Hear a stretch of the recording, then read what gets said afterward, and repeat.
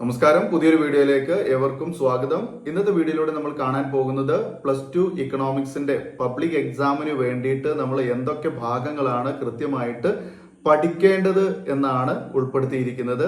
നിങ്ങൾ ഇത് കൃത്യമായിട്ട് നിങ്ങൾക്ക് അറിയണ്ടാകും. എന്നാൽ അറിയാത്തവരുണ്ടെങ്കിൽ ദയവായിട്ട് ഇതൊന്ന് അവരിലേക്ക് ഷെയർ ചെയ്യാൻ ആഗ്രഹിക്കുകയാണ്.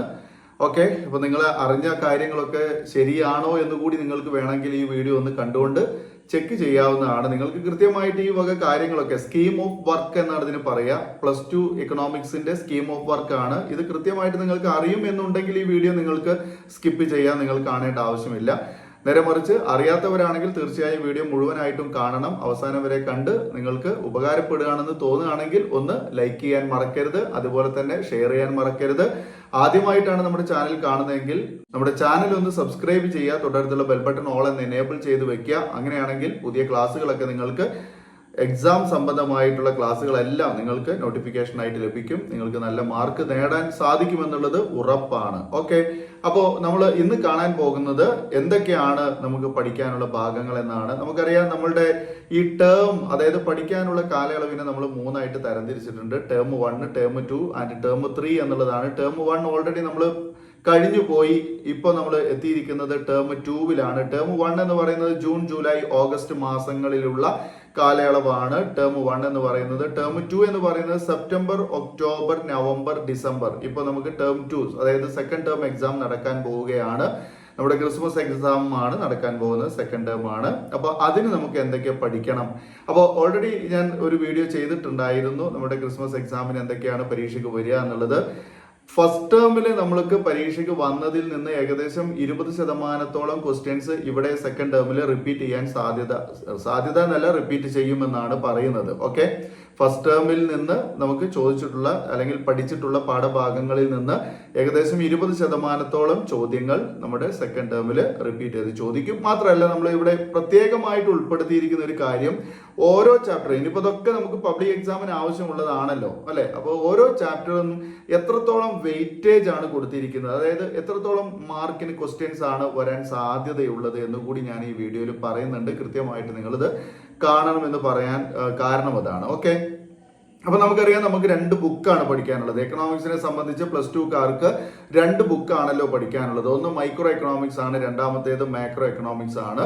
അപ്പോൾ ഈ മൈക്രോ എക്കണോമിക്സിൽ, അതായത് ടേം 1ൽ നമ്മൾ പഠിച്ചു കഴിഞ്ഞു. ജൂൺ, ജൂലൈ, ഓഗസ്റ്റിൽ നമ്മൾ 3 ചാപ്റ്റേഴ്സ് പഠിച്ചു കഴിഞ്ഞു. മൈക്രോ എക്കണോമിക്സിൽ നിന്ന് 1, അതുപോലെ തന്നെ മൈക്രോ എക്കണോമിക്സിൽ നിന്ന് 2, മൈക്രോ എക്കണോമിക്സിൽ നിന്ന് 3, എല്ലാം മൈക്രോ എക്കണോമിക്സിൽ നിന്ന് മാത്രമായിരുന്നു ഫസ്റ്റ് ടേമിൽ നമുക്ക് പരീക്ഷയ്ക്ക് പാഠഭാഗങ്ങൾ ഉണ്ടായിരുന്നത്. അല്ലെങ്കിൽ അങ്ങനെ ചിലപ്പോൾ പരീക്ഷ നടത്തിയിട്ടുണ്ടാവില്ല.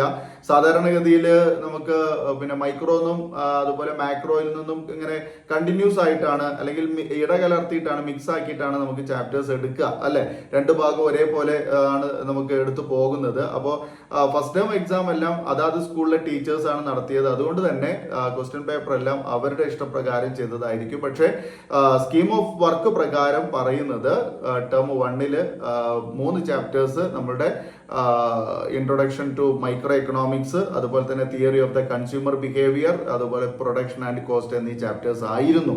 ഓക്കെ, അപ്പൊ ഇവിടെ ഏറ്റവും കൂടുതൽ മാർക്കിന് ഈ 3 പരീക്ഷയ്ക്ക് ചോദിക്കാൻ സാധ്യതയുള്ളത് ഏതാണ്? Theory of the consumer behaviour ആണ്. 12 മാർക്കാണ് അവിടെ നമുക്ക് വെയിറ്റേജ് തന്നിരിക്കുന്നത്. ഓക്കെ, ഇൻട്രൊഡക്ഷൻ ടു മൈക്രോ എക്കണോമിക്സിൽ നിന്ന് 4 മാർക്കാണ്. 4 മാർക്കിന്റെ ചോദ്യങ്ങളാണ് വരാൻ സാധ്യതയുള്ളത് മനസ്സിലാക്കുക.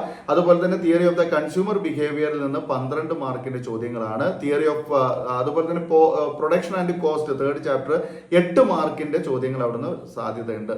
അപ്പോൾ ഓരോ ചാപ്റ്റേഴ്സിൽ നിന്നും എന്തൊക്കെ ചോദ്യങ്ങൾ ചോദിക്കും, ഷുവറായിട്ടും ചോദിക്കുന്ന ചോദ്യങ്ങൾ ഏതൊക്കെയാന്നുള്ളത് ഞാൻ അടുത്തൊരു വീഡിയോ നിങ്ങൾക്ക് മുന്നിലേക്ക് എത്തിക്കുന്നതാണ് കേട്ടോ. ഓക്കെ, പബ്ലിക് എക്സാമിനും സെക്കൻഡ് ടേമിനും മോഡൽ എക്സാമിനും ഒക്കെ ഉപകാരപ്പെടുമെന്ന് ഉറപ്പാണ് ആ ഒരു വീഡിയോ. നിങ്ങൾ തീർച്ചയായിട്ടും അതിന് വേണ്ടി വെയിറ്റ് ചെയ്യുക. ഓക്കെ, അപ്പൊ നമുക്ക് നോക്കാം. സെക്കൻഡ് ടേമിൽ ഇനി നിങ്ങൾക്ക് പഠിക്കാനുള്ള ചാപ്റ്റേഴ്സ്, മൈക്രോ എക്കണോമിക്സിൽ നിന്ന് 2 ചാപ്റ്ററാണ് പഠിക്കാനുള്ളത്. മൈക്രോ എക്കണോമിക്സിൽ നിന്ന് 2 ചാപ്റ്ററാണ്. അപ്പൊ ഞാൻ നേരത്തെ പറഞ്ഞ കാര്യങ്ങൾ ഓർക്കുക. ഫസ്റ്റ് ടേം എക്സാമിൽ മൈക്രോ എക്കണോമിക്സിൽ 3 ചാപ്റ്റർ തീർന്നതാണ്. ആ മൈക്രോ എക്കണോമിക്സിൽ നിന്ന് ഏകദേശം 20% ക്വസ്റ്റ്യൻസ് അവിടെ നിന്ന് വരും. അതായത് നമ്മുടെ പ്രൊഡക്ഷൻ ആൻഡ് കോസ്റ്റിൽ നിന്നോ തിയറി ഓഫ് ദ കൺസ്യൂമർ ബിഹേവിയറിൽ നിന്നൊക്കെ എന്തായാലും നിങ്ങൾക്ക് ഈ സെക്കൻഡ് ടേമിൽ ക്വസ്റ്റ്യൻ ഉണ്ടാകുമെന്ന് ഉറപ്പാണ്. ഓക്കെ, അപ്പൊ സെക്കൻഡ് ടേമിൽ നമുക്ക് ഇനി പഠിക്കാനുള്ളത് നോക്കിക്കോ. മൈക്രോ എക്കണോമിക്സിന്റെ 4ാമത്തെ chapter the theory of firm under perfect competition എന്നുള്ളതാണ്. Theory of the firm under perfect competition, അതായത് പൂർണ്ണ മത്സര കമ്പോളത്തിന്റെ സിദ്ധാന്തം എന്നാണ് പറയുന്നത്. അതായത് സമ്പൂർണ്ണ കിടമത്സര കമ്പോളത്തിന്റെ സിദ്ധാന്തം എന്നാണ്. 10 മാർക്കാണ് ആ ചാപ്റ്ററിൽ നിന്ന് നമുക്ക് ചോദ്യം വരുന്നത്. 10 മാർക്ക്. അവിടെ ഒരു എസ്സേ നിങ്ങൾക്ക് വരും കേട്ടോ, ഒരു എസ്സേ വരും ഉറപ്പാണ്. ഓക്കെ, അത് നിങ്ങൾ ഓർക്കുക. ഓക്കെ, ആ ചാപ്റ്ററിൽ നിന്ന് ഒരു എസ്സേ ഉണ്ടാകും. ഓക്കെ, 10 മാർക്കാണ് അതിൽ വെയിറ്റേജ് തന്നിരിക്കുന്നത്. അതുപോലെ മൈക്രോ എക്കണോമിക്സിന്റെ 5ാമത്തെ ചാപ്റ്ററും ഈ പരീക്ഷയ്ക്ക് പഠിക്കണം. മൈക്രോ എക്കണോമിക്സിന്റെ 5ാമത്തെ ചാപ്റ്റർ മാർക്കറ്റ് ഇക്വിലിബ്രിയം ആണ്. മൈക്രോ എക്കണോമിക്സിന്റെ 5ാമത്തെ ചാപ്റ്റർ മാർക്കറ്റ് ഇക്വിലിബ്രിയം 6 മാർക്കാണ് അവിടുന്ന് ചോദ്യം വരുന്നത്. 6 മാർക്കിന്റെ ചോദ്യം അവിടെ നമുക്ക് പ്രതീക്ഷിക്കാവുന്നതാണ്. ഓക്കെ, അത്രയും കാര്യങ്ങളാണ്. അപ്പൊ മൈക്രോയില് ആകെ 5 ചാപ്റ്റർ പഠിക്കാനുള്ളൂ. 6ാമത്തെ ചാപ്റ്റർ നമുക്ക് ഡിലീറ്റഡ് ആണ്, അത് പഠിക്കേണ്ട. അപ്പൊ 3 ചാപ്റ്റർ ഓൾറെഡി ഫസ്റ്റ് ടേമിൽ കഴിഞ്ഞു പോയി. ബാക്കി വരുന്ന 4ഉം 5ഉം ചാപ്റ്റേഴ്സ് ഇപ്പൊ സെക്കൻഡ് ടേമിൽ ചോദിക്കുന്നുണ്ട്. ക്ലിയർ അല്ലേ? ഇനി മാക്രോ എക്കണോമിക്സിൽ നിന്ന് 4 ചാപ്റ്റർ പഠിക്കണം. ആദ്യത്തെ 4 ചാപ്റ്റർ മാക്രോ എക്കണോമിക്സിൽ നിന്ന് പഠിക്കണം. അതിൽ ഒന്നാമത്തേത് ഇൻട്രൊഡക്ഷൻ ടു മാക്രോ എക്കണോമിക്സ് ആണ്. ഇൻട്രൊഡക്ഷൻ ടു മാക്രോ എക്കണോമിക്സ് ആണ് ഒന്നാമത്തേത്. അത് നമുക്ക് 3 മാർക്കാണ് വെയിറ്റേജ് തന്നിരിക്കുന്നത്.